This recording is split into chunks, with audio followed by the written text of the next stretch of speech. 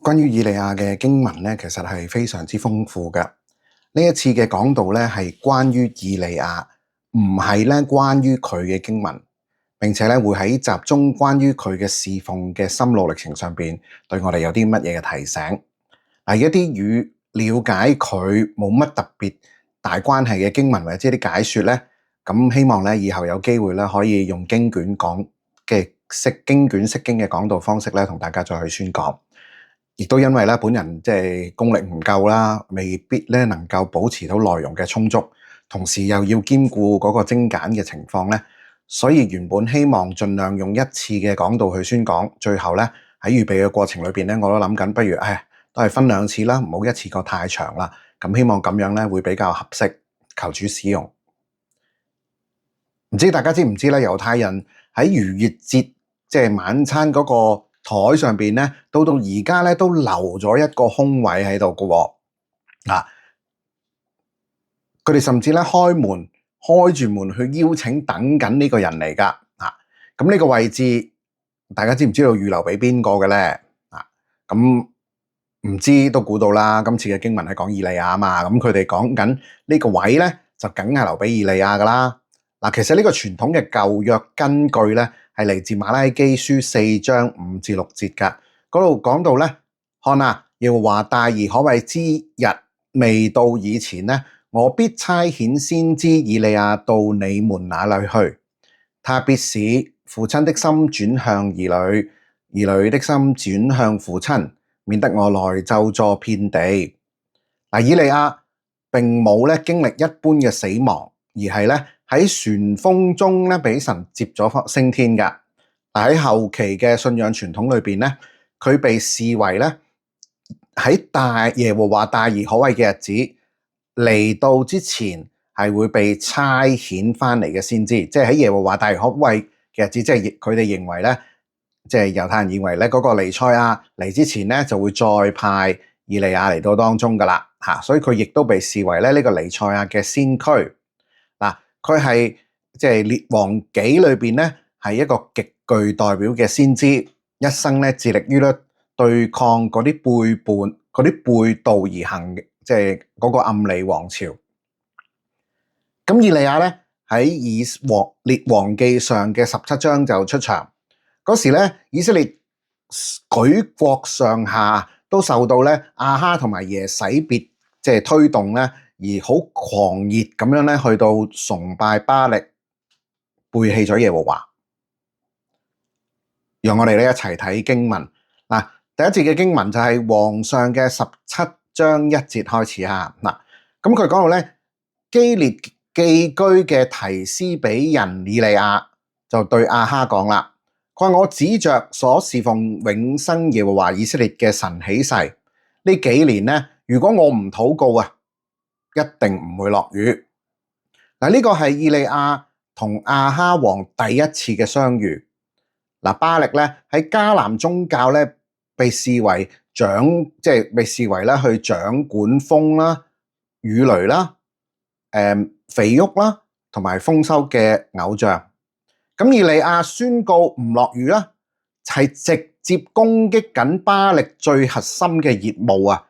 咁巴力明明係管風雨噶嘛，你而家唔俾佢落雨，咁仲唔係直接去挑戰佢，直接攻擊緊佢自己嗰個嘅業務啊？咁呢個信息好清楚，就係被指為一個即係對掌管即係暴風雨啊水嘅巴力一個好大嘅諷刺，但係咧佢亦都係對亞哈一個咧警告同埋勸告，希望勸喻佢咧回歸轉向神嘅。經文冇講到亞哈嘅反應，顯示咗咧亞哈王並唔係為咗呢番嘅警告有所動搖。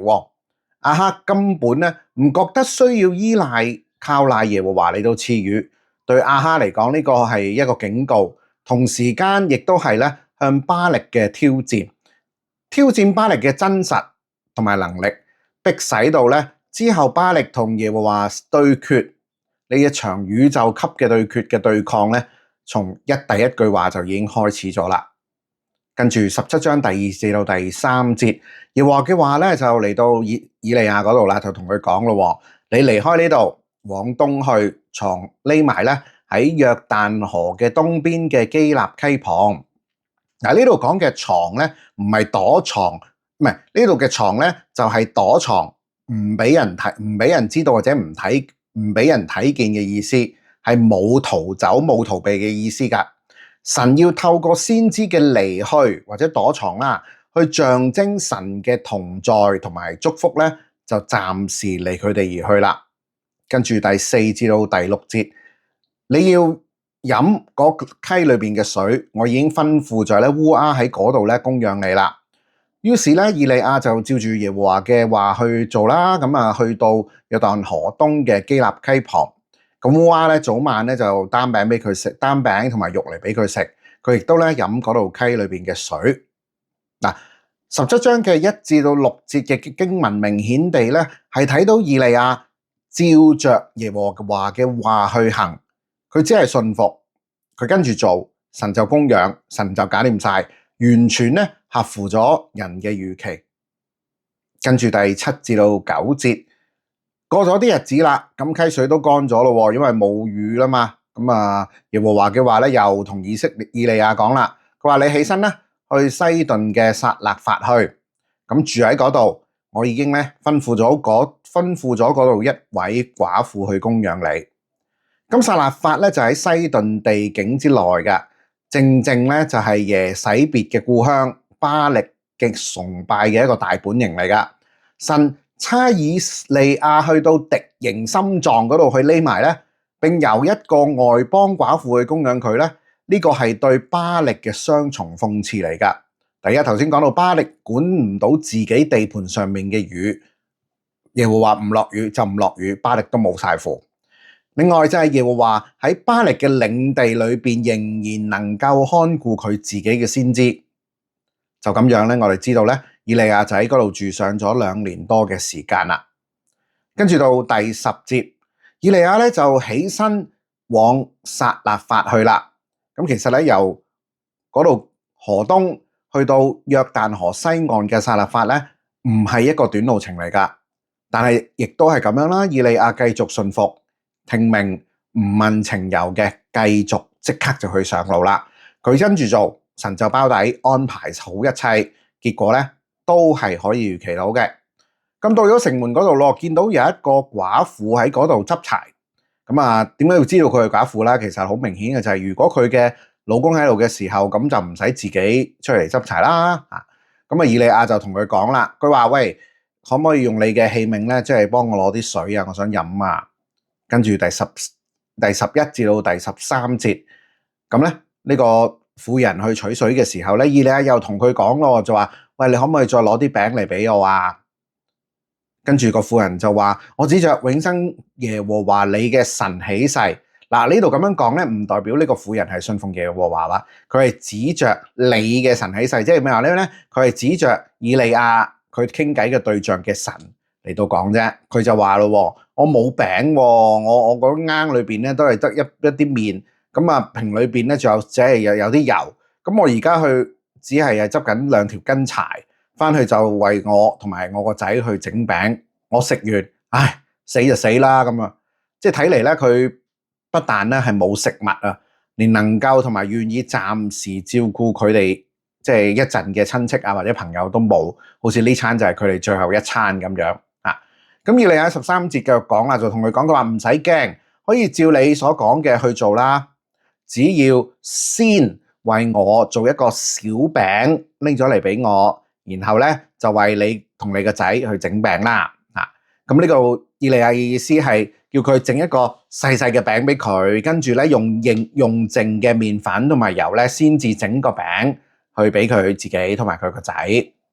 咁呢個咧其實係一個信心嘅考驗噶。如果佢真係會聽以利亞所講，先做一個小餅俾佢，就等於咧佢相信以利亞跟住會講嘅，即係一啲神嘅應許啦。14至到16節，以利亞就繼續講咯，就係話因為咧耶和華以色列嘅神咧就咁講，佢話你個罌裏邊咧嘅麵咧就唔會減少嘅，瓶裏邊嘅油咧亦都唔會短缺，直到咧耶和華叫雨降喺呢個地上嘅日子啊。咁個婦人就照住以利亞嘅話去講啦。咁啊，佢同佢屋企嘅人同埋以利亞咧食咗好多日啦。咁啊，嗰個罌裏邊嘅麵咧，真係冇減少到喎，瓶裏邊嘅油亦都冇短缺，正正咧就好似耶和華藉着以利亞所講嘅話咁樣。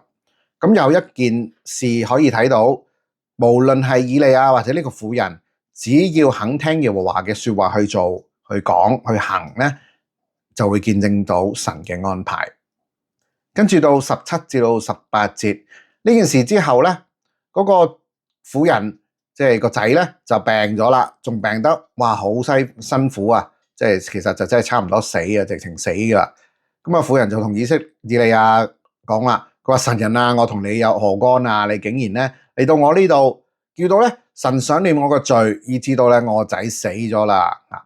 佢意思其實係咧，佢唔能夠解釋佢嘅仔點解會就咁一病不起咧。呢個婦人就歸罪於以利亞。佢大概其實係暗示佢個仔喺以利亞嚟到佢屋企冇耐咧，就患病死咗啦。咁啊，值得我哋留意就係當呢個寡婦嘅仔死咗嘅時候，佢立即解讀為神想念我的罪。其實佢個邏輯就係咩咧？唔好嘅結果就等於神嘅審判。咁呢個正正咧，同以利亞之後喺19章跌入嗰個陷阱嘅邏輯係一樣噶。咁我哋留翻咧，下次先詳細去說明。跟住嚟到19至到24節，以利亞就同佢講啦，佢話將你個仔交俾我啦。以利亞就從婦人嘅懷裏咧，將嗰個孩子接過嚟。咁跟住咧，抱到佢喺所住嘅嗰個地方，嗰個樓，即係嗰個房啦，你當係咁啊，放咗喺自己張床上邊。咁跟住就求告耶和華，就話啦，耶和華我嘅神啊，我寄居喺呢度，即係嗰個寡婦嘅屋企，你就降禍俾佢，令到個仔死咗，即係死咗咩？咁言下之意就係話啦，難道耶和華你唔能夠因為我寄居喺呢個婦人嘅屋企而唔好降禍俾佢，令到個仔唔使死咩？咁以利亞3次伏喺呢個孩子嘅身上，求告耶和華，話耶和華我嘅神啊，求你令到呢個孩子嘅靈魂仍然咧，即係喺佢嘅身體裏邊。咁耶和華就應允以利亞嘅說話，咁嗰個小朋友嘅靈魂咧就即係仍然喺佢身體就活着啦。呢個係形容佢復活啦。咁以利亞咧就即係將嗰個孩子從樓上抱落嚟，入到屋裏邊咧，交翻俾佢母親，就話睇下你個仔仍然在生啊。咁個婦人咧就同以利亞話咯，而家咧我就知道你真係神人啦。耶和華藉着你嘅口所講嘅都係真嘅。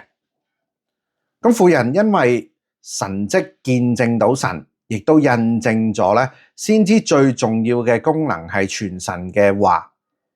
咁神蹟只係為咗印證信息，同時咧亦都有一次去見證，只要聽話跟住做，神就會包底噶啦。人亦都自然會見證到神。可以留意巴力亦都認為咧，嗰陣時被認為係死亡同埋復活嘅神嚟噶。咁耶和華就喺佢巴力嘅地盤裏邊讓死人復活。呢度可以話係用一個小規模亦都私下安靜嘅方式咧，即係去展現，即係叫挑戰咗巴力佢嘅能力。咁同時間喺18章就會以一個大規模公開嘅方式去展現咗呢個真理，就係耶和華先至係創造供應生命嘅主。咁嚟到18章嘅1至到2節，過咗好耐啦，到第3年，耶和華嘅話咧又嚟到以利亞咯，就話你去使亞哈咧得見你，我要咧降雨喺呢個地上。以利亞就去啦，要使亞哈得見到佢。嗰時咧撒瑪利亞咧有大饑荒，咁啊耶和華叫話臨到以利亞，咁以利亞就去啦。呢一種嘅句型咧喺17節同18節都有出現過。呢個係以利亞前半段侍奉嘅命脈嚟噶，神講佢就去做，佢冇討價還價。咁呢個節奏咧會喺19章我哋下次嘅宣講裏邊咧會睇到咧，突然間就斷咗啦。跟住去到18章嘅3至到8節，咁亞哈啦就將佢嘅家宰俄巴底咧就召嚟。俄巴底咧係非常之敬畏耶和華嘅，咁耶洗別咧殺咗耶和華眾先知嘅時候咧，俄巴底就將100個先知藏咗，即係收埋咗，每50人咧就收埋咗一個洞裏邊，攞餅同埋水去供養佢哋。跟住咧第8節就話好啦，就叫佢去話俾你聽，去告訴你嘅主人，話俾佢聽以利亞喺呢度啦。嗱，咁以利亞唔去直接揾亞哈，而係首先去見俄巴底咧，然後叫俄巴底叫亞哈嚟見佢。喂，唔好搞到咁複雜啦，做乜鬼啊？係咪啊？咁其實咧佢嘅心就係佢要令到亞哈知道，以利亞自己作為神嘅僕人嘅先知，係獨立喺亞哈嘅權柄之外嘅，甚至啊佢嘅權喺亞哈權柄之上添。咁亞哈反而係要嚟前嚟去聽以利亞講嘢，所以佢好清楚自己係耶和華至高神嘅使者，比王更加有地位同埋身份㗎，根本冇嘢需要驚。咁跟住咧，第9至到第12節，主要係講咧第9節，俄巴底聽到佢咁講咧，就話僕人有咩罪啊？你竟然要將我交喺亞哈手裏邊，令到咧亞哈要殺我。咁點解佢咁驚咧？即係無端端，即係只係以利亞叫俄巴底去到叫亞哈嚟揾佢啫嘛，傳個話啫嘛。咁俄巴底只係做傳話，使唔使咁驚到要死啊？咁其實就係話咧，佢因為咧揾到突然間俄巴底揾到以利亞咧，即係話佢先前失職啊。其實喺呢2年幾3年裏邊咧，王已經發晒佢嘅家宰啊，嗰啲人咧去刮以利亞出嚟噶啦，但係都揾唔到，做咩突然間俾你揾到？梗係你先前失職，明明以利亞你話揾過晒我哋自己嘅地盤都揾唔到佢，而家無端端又揾到，咁你死梗啦！即係俄巴底會咁講啊，咁所以俄巴底咧就會驚亞哈會殺咗佢，咁跟住咧以利亞就同佢講咯，13節，佢話耶洗別殺耶和華眾先知嘅時候，我即係俄巴底咧就繼續補充啦，佢就話原來咧佢自己就喺呢段時間咧就將耶和華嘅100個先知咧已經收埋咗啦，咁就即係佢都係繼續侍奉，表明佢繼續侍奉耶和華，亦都會繼續供養佢哋。咁而家咧你就叫我去做埋呢啲嘢咧，就即係叫我去死啦，係咪啊？咁咧咁以利亞喺15節就講啦，佢話我指着所侍奉永生嘅萬軍之耶和華起誓，我今日必使亞哈得見我。咁即係佢話到明，喂，我今日一定要見到亞哈噶啦，你唔使理咁多啦，你照去傳話啦。咁16節咯，於是俄巴底就去揾亞哈啦，話俾佢聽啦，亞哈咧就即刻去揾啦，即係去見以利亞啦。咁亞哈見到以利亞咧就話咯，令到以色列遭災嘅就係你啦。咁以利亞就話咯，令到以色列遭災嘅唔係我啊，係你啊，同埋你父家。因為你哋離棄咗耶和華嘅誡命去隨從巴力，而家你就去差遣啲人招聚咧以色列嘅眾人，就即係以色列人嘅代表啦，同埋侍奉巴力嘅嗰450個先知，同埋耶洗別所供養嘅侍奉亞舍拉嘅嗰400個先知，叫佢哋咧上迦密山嚟見我。即係語氣明顯啦，以利亞係命令緊王做事，叫佢召集啲人。然後去到上迦密山去見佢呢個神嘅代言人。以利亞一直都聽命行事噶，每一次神都安排好晒。即係我係以利亞嘅話咧，心諗哈哈亞哈，你呢次仲唔死神終於都揾我嚟出手對付你，而上次同你講就跟住就叫我匿埋等你知死。而家咧你一直都唔聽講，而家我就嚟對付你啦。你叫你班馬嚟啦，我唔怕你噶咁而之後發展咧，亦都更一步一步走向呢個預期，亦都係以利亞一路以嚟咧，都係用咁嘅模式，即係去到侍奉或者同神即係聽講，跟住就搞掂晒噶啦啲嘢。咁跟住到21節咯，咁以利亞嚟到啦，就到對眾民講：你哋心持二意，要到幾時咧？嗱，如果耶和華係神嘅話，就當順從耶和華。如果巴力係神，就當順從巴力。當時嘅眾民，呢段形容嘅眾民咧，其實係講緊以色列即係嘅嘅人啊，即係當時佢哋即係叫牆頭草啦，心持異議啦呢班嘅以色列人。咁而家以利亞就去質問佢哋啦。咁以利亞咧係直接擊中佢哋嘅要命之處㗎，佢哋就係心持異議。心持異議咧，原文嘅直譯可以話係喺兩個樹枝或者兩個拐杖之間跳嚟跳去，跳嚟跳去，好似一個跛腳嘅人咁樣左搖右擺。咁以色列人嘅問題咧，佢唔係單單拒絕咗耶和華，而係咧佢係一腳踏兩船。佢哋以為可以同時間擁有耶和華選民嘅身份，同時間咧亦都咧可以咧喺巴力嘅繁榮裏邊咧得到保證，同時間梗係唔使死添啦，仲有着數。咁眾民嘅反應係點咧？係沉默，眾民係一言不答㗎，而係佢哋唔係默認啊，佢哋係一邊又唔敢向巴力表忠，同時間又唔想得失耶和華。哇！呢個沉默真係勁晒啦！佢哋根本就唔肯選擇，因為一旦選擇咗就要付出代價噶啦。作為以色列人，聽命又聽唔晒，怕死，咁就而家定係學人哋臥薪嘗膽啊扮晒嘢咁樣啦，係聽命聽住巴力先啦。我其實係咧心裏邊咧都仲係耶和華嘅選民嚟嘅，咁等機會咧就可以復國啦咁啊！事實係。無論係以利亞一直經歷嘅，定係神預備咗俄巴底，係佢係會救一啲嘅即係唔跪拜巴力嘅先知都好，只要聽命於神，神就會包底。呢個係一個靈活選擇嚟噶，選擇自救定係選擇做牆頭草，選兩邊就等於選巴力，就係放棄咗神。一路到而家。以利亞都冇乜聲氣㗎，神出聲佢就照做，可以話咧使命必達。如果做老細嘅話咧，冇嘢要擔心佢㗎。佢全然嘅相信唔站邊，一開始已經向亞哈發出最大嘅挑戰，都唔怕死㗎。去到幾年之後，心裏邊咧肯定係勁焦急啦。亞哈見到以利亞，仲唔即刻想殺你，或者扯爆你，或者吊起你嚟燒，然後逼你，我哋快啲祈禱啊、降雨啊咁樣啦。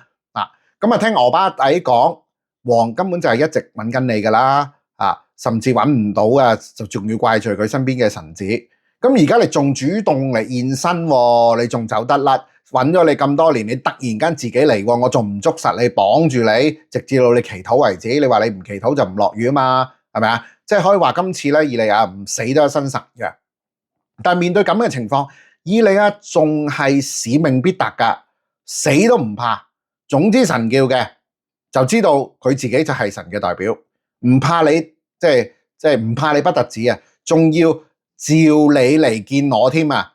你話勁唔勁啊？即係如果佢心存膽怯嘅，佢可能會直接去揾亞哈，我喺度啦，咁咧不如我哋比試下啦，咁睇下邊個贏啦，咁唔係喎，佢就係喂，你叫你班馬仔上嚟山度見我。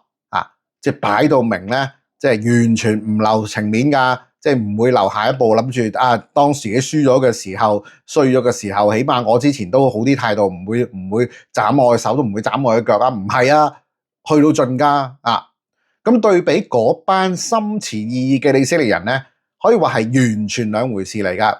以色列人就係好似留得青山在，咁邊個話事咧就跟住邊個先。總之兩邊都諗住討好先。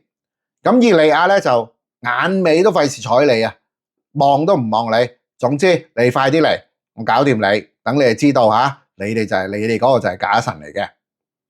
咁跟住22至24節，以利亞就同眾民講啦，作耶和華先知嘅只剩低我一個，巴力嘅先知卻有咧450人，當咧俾我2隻牛犢，巴力嘅先知就可以挑選一隻，切成即係筷子，即係切成一塊塊啦，放喺柴上邊，但係唔好點火。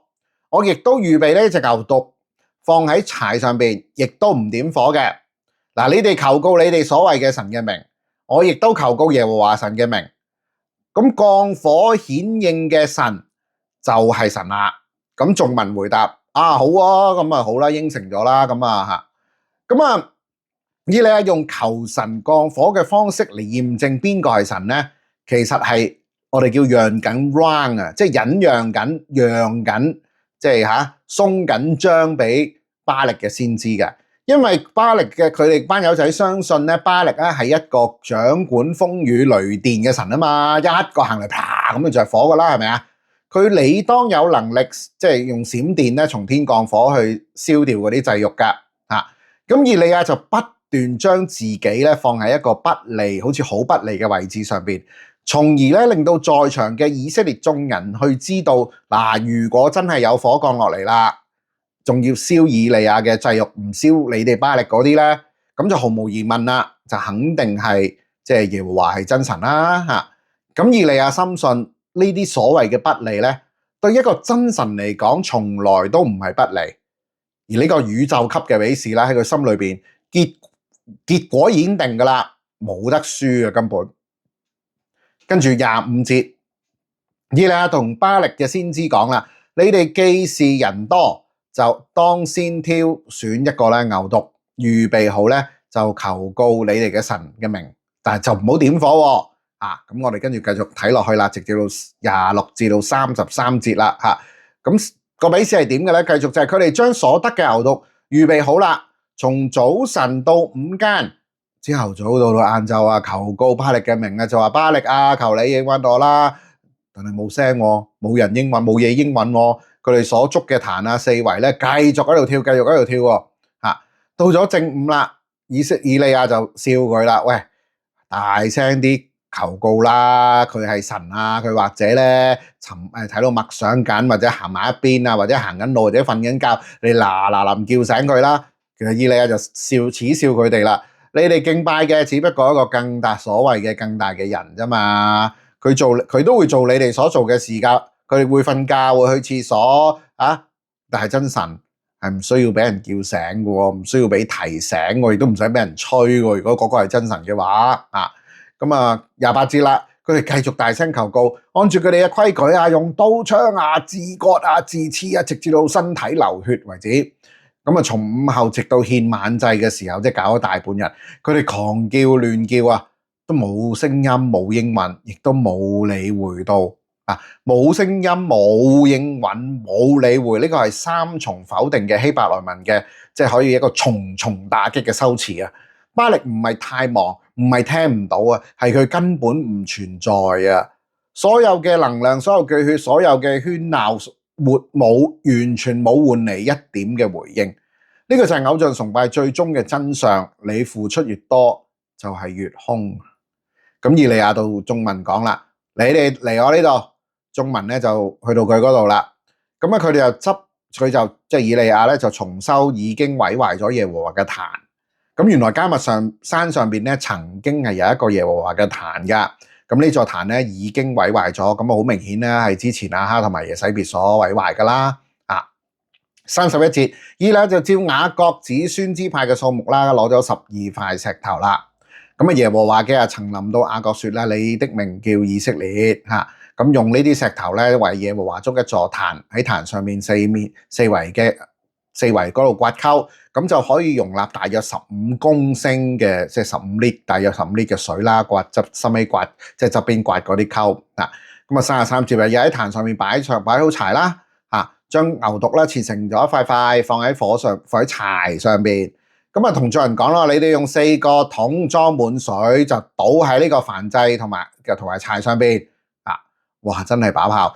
以利亞就係咁樣，再進一步嘅將耶和華放喺即係喺度極度不利嘅環境裏邊好讓神能夠親自向在場嘅以色列眾人顯明耶和華真係一個真神。跟住34節。又話啦，倒第二次，咁倒完第二次之後，又倒第三次，倒完第三次，再倒，啲水咧流到喺壇即係四圍嗰啲溝都滿晒水，頭先嗰15列即係嗰啲溝咧都滿晒啦。到咗獻晚祭嘅時候啦，先知以利亞就行前就講：亞伯拉罕、以撒、以色列嘅神耶和華，求你今日令到人知道你就係以色列嘅神。亦都知道咧，我係你嘅僕人，又係奉你嘅命咧行這一切嘅事。耶和華求你應允我，令到呢這民知道你是耶和華是神，又知道係你叫這民的心回轉。嗱，從呢個禱告裏邊咧，好似好勁好正噶，但係咧我哋可以聞到有以利亞開始有少少奇怪。嗱，咁呢個位咧，我哋留到下次先至開估啊。跟住38至到39節，於是耶和華就降火落嚟，燒盡咗燔祭、木柴、石頭、塵土，同埋燒乾咗溝裏邊嘅15列水啊！眾民睇見，哇就俯伏喺地上面就話耶和華係神啊，耶和華係神啊！嗱，呢度咧有一個好有趣嘅 word play 啊！佢哋話耶和華是神。嗱，其實咧呢個正正就係以利亞嘅名嚟㗎。其實以利亞即係名嗰個意思就係我的神是耶和華嗱。咁所以當百姓叫呢句嘅時候咧，其實佢哋喺度就係喺度講緊以利亞嘅名啊！同時間亦都講緊耶和華是神。嗱，先知一生即係為之而活嘅真理咧，此刻咧就被全民去承認啦。大家都見到耶和華係神啊，耶和華係神啊，即係會用業績啊或者用 KPI 嘅角度嚟講咧，絕對係一個 KPI 滿分嘅時刻。跟住40至到45節，以利亞同佢哋講啊，捉住巴力先知，一個都唔俾逃走。咁以色列眾人就捉住佢哋啦。咁以利亞就將佢哋帶到基順嘅河邊，將佢哋殺晒。咁以利亞同亞哈講：你而家就可以去吃喝啦，因為咧有多雨嘅響聲，即係就係落雨啦。咁亞哈就上去吃喝啦。咁以利亞咧就上咗迦密山頂，屈身喺地下，將面咧俯伏喺兩膝之間。咁就同僕人講：你去望下海睇下。嗰個僕人就上去講：冇喎，冇乜嘢喎。咁以利亞就話：再去。如此類推咧，去咗第7次。第7次僕人翻嚟就講啦：我睇到有一片雲從海嗰度上嚟，不過就好似咧人手咁大啫。咁以利亞就話：好啦，你上去同亞哈講，佢要去坐車啦。如果唔係咧，轉頭咧就會俾即係大雨咧阻擋到。咁霎時間咧，天就因為風雲黑暗咧降下大雨。咁亞哈咧就坐車往耶斯列去啦。嗱，呢場宇宙級嘅大戰可以話嚟到呢度落幕。咁以利亞應該係咧耶和華神，毫無疑問咧，即係無論係以利亞定係應該係耶和華自己咧，就毫無疑問咧已經係用一個大勝嘅姿態就贏咗啦。若知後事如何咧，就請聽下回分解。咁事件咧，其實大家睇過下聖經都知噶啦嚇，但係我哋會不禁去問，好多唔同嘅人都講過唔同嘅原因，就係喂，一個喺前一日仲能夠令到叫天降火讓天降雨嘅偉大先知，點解到咗第二日聽到一聽到耶洗別一句恐嚇就嚇到？哇！即刻要走佬着草啊，係咪啊？係咪啊？即係咪咁渣？係咪咁驚死啊？甚至即係撇到咧要坐喺嗰度羅藤樹下向神求死咧嚇。咁有趣嘅就係，咁佢要同神求死嘅，不如俾耶洗別殺死就得啦，使乜走咁辛苦去求死啫？咁我相信咧係非常值得我哋去深思噶。所以我鼓勵大家再去讀，亦都留意今日同埋下一次會講嘅經文。而到今日，我哋睇到一節好值得我哋去諗多少少嘅經文，就係王上嘅18章21節。佢話以利亞前來對眾民說：你哋心持二意要到幾時呢？如果耶和華係神，就當順從耶和華；如果巴力係神，就當順從巴力。當時眾民咧係一言不答噶。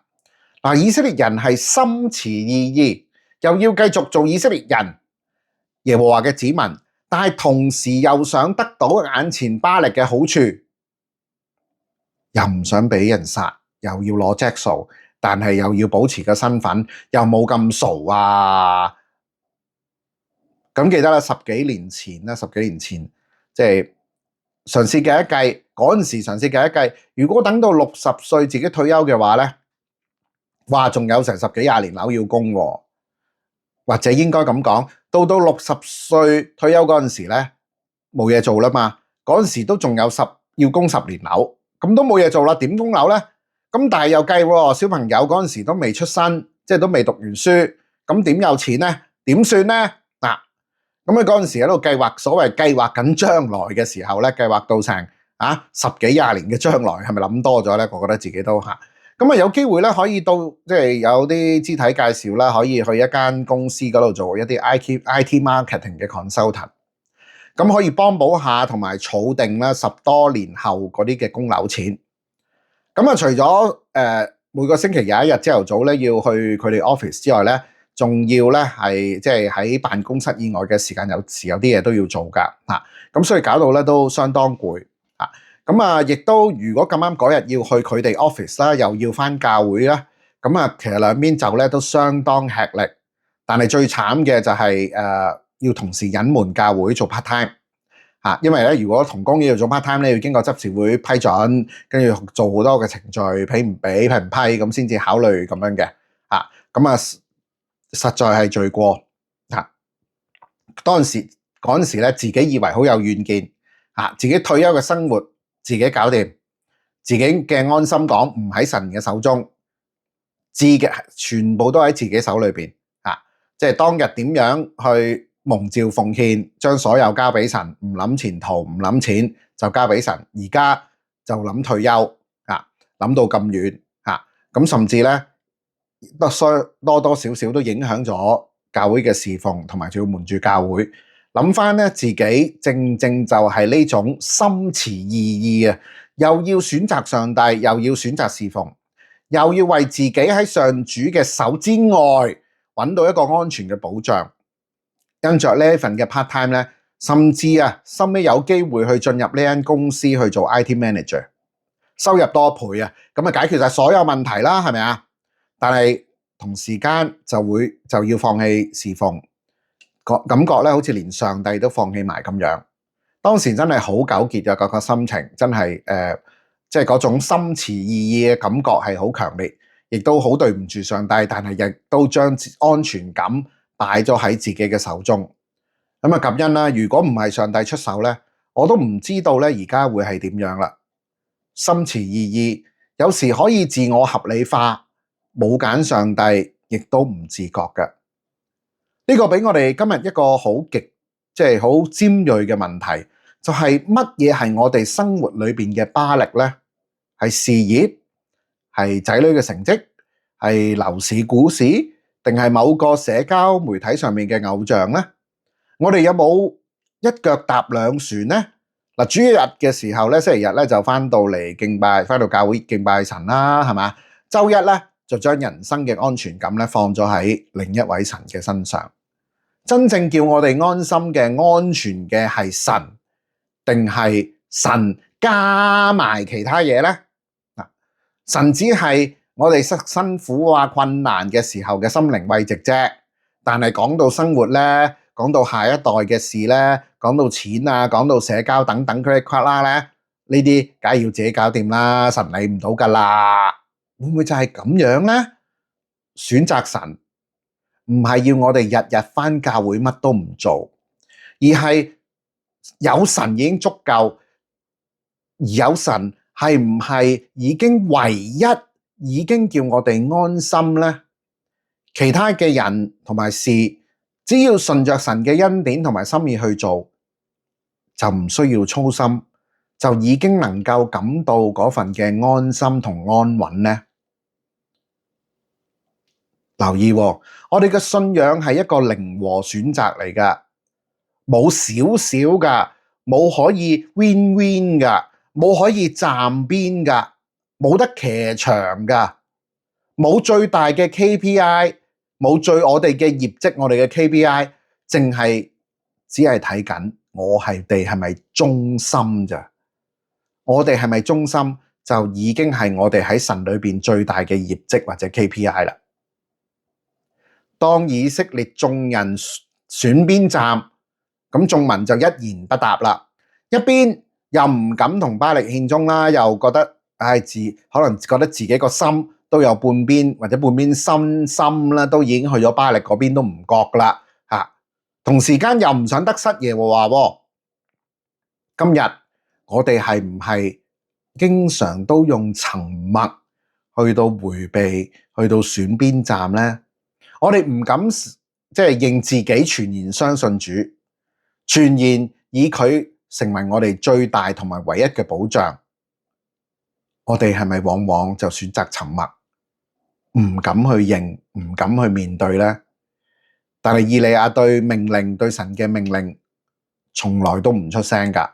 佢嘅唔出聲唔係好似眾人嗰份嘅沉默，而係以利亞嘅唔出聲就係聽完命令就跟住做，係有行動去跟進，有行動去 follow up 嘅。而民眾嘅沉默，佢哋背後嘅行動就係選擇咗放棄神，或者選擇咗走去巴力嗰邊。教會又好，傳道同工又好，其實都唔會叫我哋表態㗎，好似突然間某傳道啊、同工啊同我哋，你哋究竟揀世界定係揀耶和華？咁唔會咁樣噶嘛。咁但係表唔表態往往唔係最重要，而係我哋點樣去活，點樣去行，係咪真係揀咗上主呢？用以色列嘅經歷嚟講，應該話用以利亞嘅經驗嚟講，我哋點樣去評價自己對上主係唔係忠心呢？我哋有返教會，有奉獻，有侍奉，甚至做眾領袖啦，都好似喺人嚟講都有唔錯嘅業績啊，都幾好啊 KPI。咁係咪就代表咗忠心呢？先知最重要嘅功能就係做神嘅代言人，代表神去傳達佢哋嘅說話。雖然咧喺某啲特別嘅時期咧，先知亦都會多行神蹟嘅，但係神蹟其實只係先知嘅事工裏邊較次要嘅一個侍奉或者功能啫。因為神蹟嘅施行，無非就係為咗要傳達佢背後一個屬靈嘅信息。如果冇咗信息，神蹟就根本係冇意義嘅。先知嘅核心就係傳遞神嘅話，而唔係製造神蹟嘅結果。如果將兩件事撈埋混淆咗嘅話，我哋嘅屬靈生命就會因為我哋好似唔係我哋預期嘅結果，